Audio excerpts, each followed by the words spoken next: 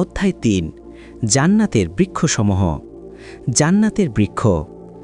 আবু হুরায়রা রাদিয়াল্লাহু আনহু বলেন, রাসূল সাল্লাল্লাহু আলাইহি ওয়াসাল্লাম বলেছেন, জান্নাতে এমন একটি গাছ রয়েছে যার ছায়ায় কোনো আরোহী ৭০ বছর পর্যন্ত চলবে, এরপরেও তা অতিক্রম করতে পারবে না। আবু হুরায়রা রাদিয়াল্লাহু আনহু বলেন, রাসূল সাল্লাল্লাহু আলাইহি ওয়াসাল্লাম বলেছেন, জান্নাতে এমন একটি বৃক্ষ রয়েছে যার ছায়ায় কোনো আরোহী ১০০ বছর পর্যন্ত চলবে, তবুও তা অতিক্রম করতে পারবে না। সে গাছটির নাম হল শাজারাতুল খুলদ, চিরস্থায়ী গাছ। আবু সাঈদ আল খুদরি রাদিয়াল্লাহু আনহু বলেন, রাসূল সাল্লাল্লাহু আলাইহি ওয়াসাল্লাম বলেছেন, জান্নাতের মাঝে এমন একটি গাছ রয়েছে যা দ্রুতগামী শক্তিশালী অশ্বারোহী ১০০ বছর পর্যন্ত চলার পরও তা সে অতিক্রম করতে পারবে না। আবু হুরায়রা রাদিয়াল্লাহু আনহু বলেন, জান্নাতে এমন একটি গাছ রয়েছে যার ছায়ায় কোনো আরোহী ১০০ বছর পর্যন্ত চলতে পারবে। আর তোমরা চাইলে নিম্নোক্ত আয়াত তিলাওয়াত করতে পারো। এবং সম্প্রসারিত ছায়া। এই বর্ণনাটি কাব রাদিয়াল্লাহু আনহুর নিকট পৌঁছলে তিনি বললেন, তিনি সত্য বলেছেন। শপথ ওই সত্তার যিনি মুসা আলাইহিস সালামের ভাষায় তাওরাত অবতীর্ণ করেছেন এবং মুহাম্মদ সাল্লাল্লাহু আলাইহি ওয়াসাল্লামের ভাষায় ফুরকান অবতীর্ণ করেছেন। একজন আরোহী ২ বছরের উটের উপর আরোহণ করে ওই গাছের শিকড়ের পাশ দিয়ে প্রদক্ষিণ করে করে বয়োবৃদ্ধ হয়ে যাবে, তবুও তার শেষ প্রান্তে পৌঁছতে পারবে না।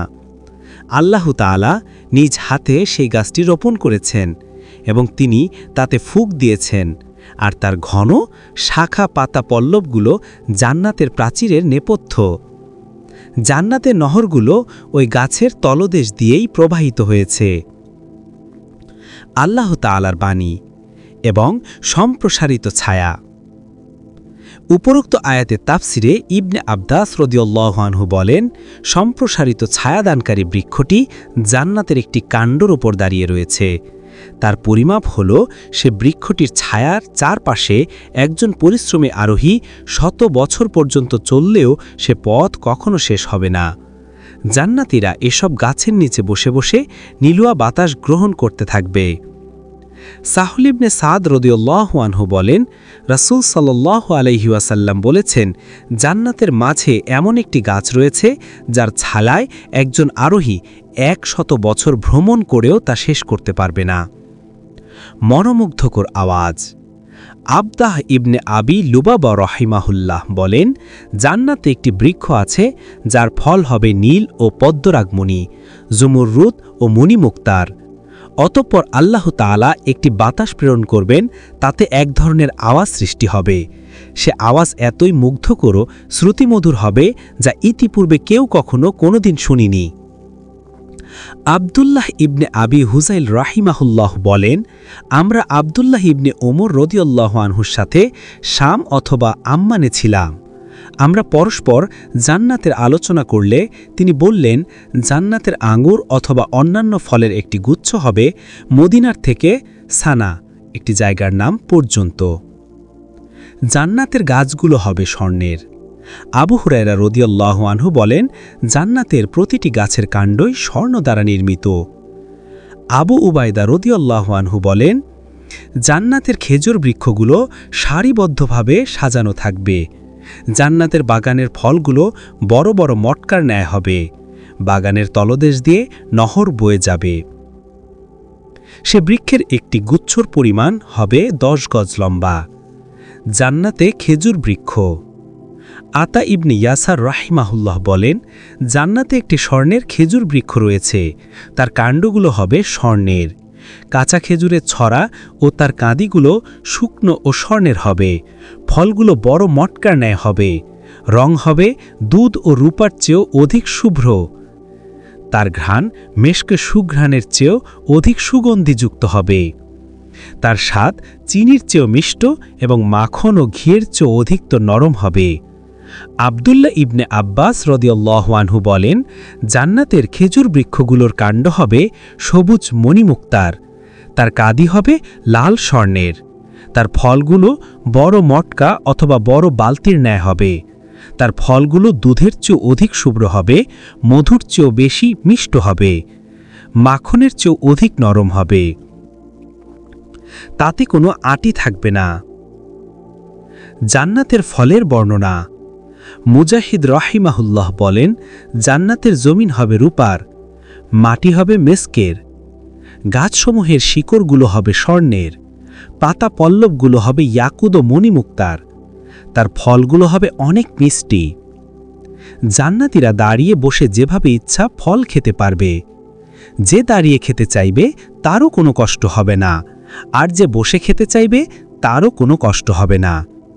পবিত্র কুরআনে আল্লাহ তাআলা ইরশাদ করেন, এবং তার ফলসমূহ তাদের আয়ত্তদিন রাখা হবে।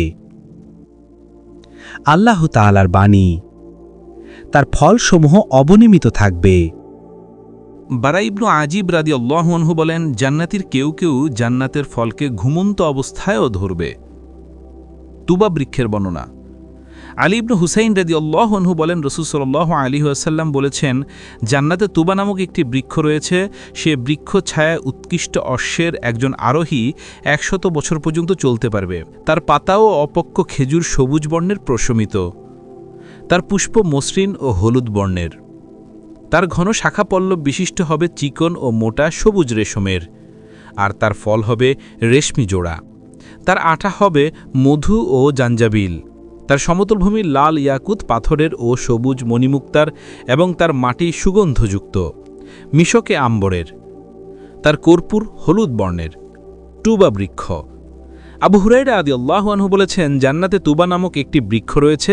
আল্লাহ তাআলা সে বৃক্ষটিকে বলবেন, আজ আমার বান্দার জন্য বিদীর্ণ হয়ে তার মনোবাঞ্ছা পূর্ণ করো। সেই গাছটি বিদীর্ণ হয়ে একটি ঘোড়া তার লাগাম ও জিনসহ বের করে দিবে, এবং তার দেহ কাঠামো তার ইচ্ছা অনুযায়ী হবে। সে বৃক্ষটি আরও একটি অস্ত্রী তার জিন ও লাগাম সহ বের করে দিবে, আর তার দেহ কাঠামো হবে তার ইচ্ছা অনুযায়ী, পোশাকও হবে তা থেকেই। জান্নাতি ব্যক্তি এগুলো দেখে অবাক হয়ে যাবে। মুগিস ইবনে সুমাই রহিমাহুল্লাহ বলেন, তুবা হলো জান্নাতের একটি বৃক্ষ, তারা ছায়া হবে অনেক দীর্ঘ। অভিজ্ঞ আরোহী ব্যক্তি 5 বছর অথবা 2 বছর পর্যন্ত যদি উটের উপর আরোহণ করে ঘুরতে থাকে, তবুও সে বৃক্ষটির ছায়া চলে শেষ করতে পারবে না। এমনকি চলতে চলতে বয়োবৃদ্ধ হয়ে মৃত্যুবরণ করলেও তার ছায়ায় শেষ অবধি পৌঁছতে পারবে না। জান্নাতের প্রতিটি বালাখানায় তুবা বৃক্ষের ডাল ঝুলে থাকবে। যখন জান্নাতীরা ফল খাবার ইচ্ছা করবে, সেই ডালগুলো আরও ঝুলে তাদের সামনে চলে আসবে। পাখি উড়ে গেলে যখন তাদের খেতে ইচ্ছা হবে, তখনই তার টুকরো টুকরো গোস্তের ভুনা হয়ে সামনে এসে হাজির হবে। জান্নাতীরা তাদের ইচ্ছামতো আহার করতে পারবে। মুজাহিদ রহিমাহুল্লাহ বলেন, তুবা হলো জান্নাতের একটি বৃক্ষ। এই বৃক্ষ থেকেই জান্নাতীদের জন্য রং বেরঙের পোশাক তৈরি করা হবে।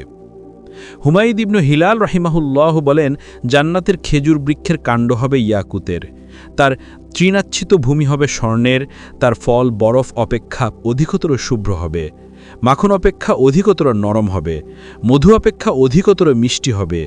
সেই গাছ থেকেও জান্নাতীদের জন্য পোশাক তৈরি করা হবে। তুবা বৃক্ষের ছায়া হলো শ্রেষ্ঠ মিলন মেলা। মালিক ইবনে দিনার রহিমাহুল্লাহ বলেন, অনেক ভাই বন্ধু রয়েছে যারা তাদের ভাই বন্ধুর সাথে সাক্ষাৎ ও খোঁজগল্প করতে পছন্দ করেন, কিন্তু এই দুনিয়ার কর্মব্যস্ততা তাদেরকে বিচ্ছিন্ন করে দিয়েছে।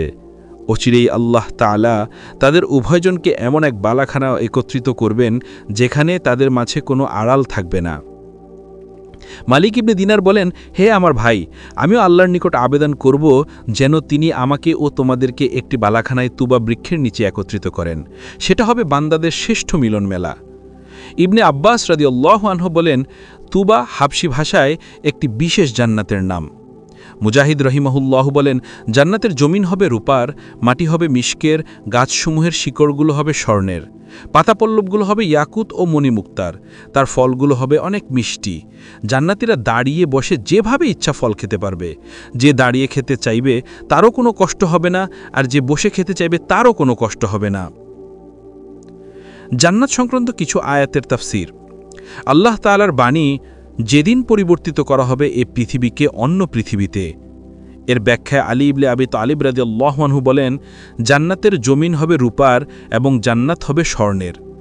আবু হুরায়রা রাদিয়াল্লাহু আনহু বলেন, রাসূল সাল্লাল্লাহু আলাইহি ওয়াসাল্লাম বলেছেন, জান্নাতে একটি বৃক্ষ রয়েছে যার ছায়ায় আরোহী ব্যক্তি প্রতি 100 বছর অথবা 70 বছর পর্যন্ত চলবে, তবুও তা অতিক্রম করতে পারবে না।